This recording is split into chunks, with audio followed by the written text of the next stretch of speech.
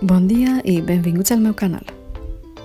Soc Carmen i en l'episodi d'avui d'Estudiem Valencià d'altra manera he preparat un vídeo sobre els verbs. A poc, en els pròxims vídeos publicaré no només vocabulari i frases fetes, sinó que també verbs que em van ajudar a aprovar l'examen C2 de valencià al primer intent. Bé, comencem. Què és un verb? Bé, el verb és una categoria gramatical que expressa l'acció que rep el subjecte.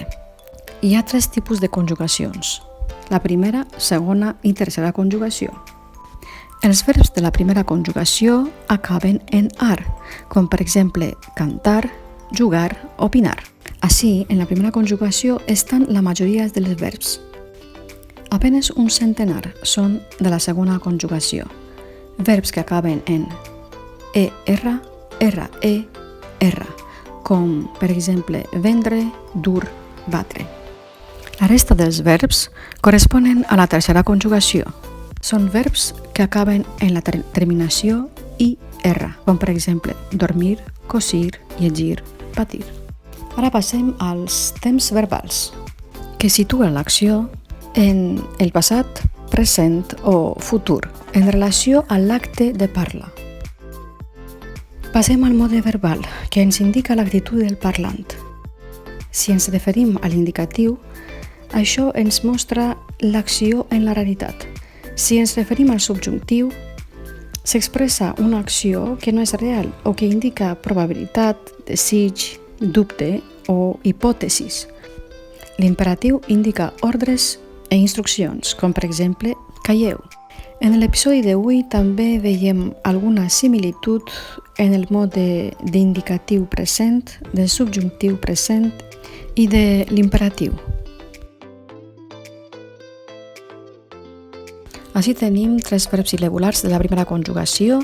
Com veieu, a mà dreta hi ha diferents casos de verbs que acaben en vocal i en consonant i alguna terminació. Així tenim els 3 verbs d'avui: el verb anar,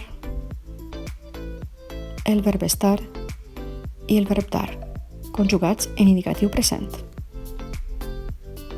Ara passem al subjuntiu i conjuguem els verbs anar, estar i dar.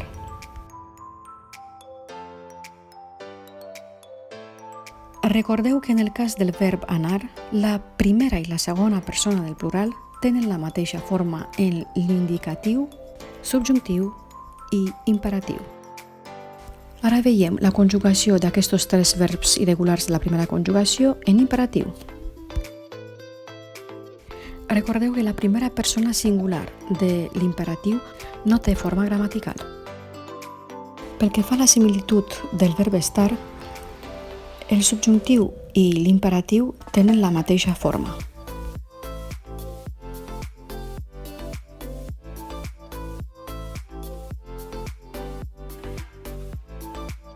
Només em falta repassar les idees més importants d'avui.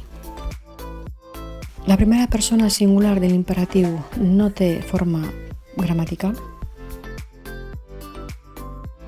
En el verb anar, la primera i segona persona del plural d'indicatiu, subjuntiu i imperatiu són iguals.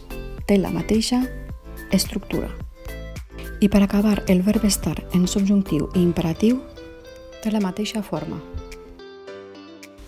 Fins ací l'episodi d'avui. Ens veiem per ací. Adeu!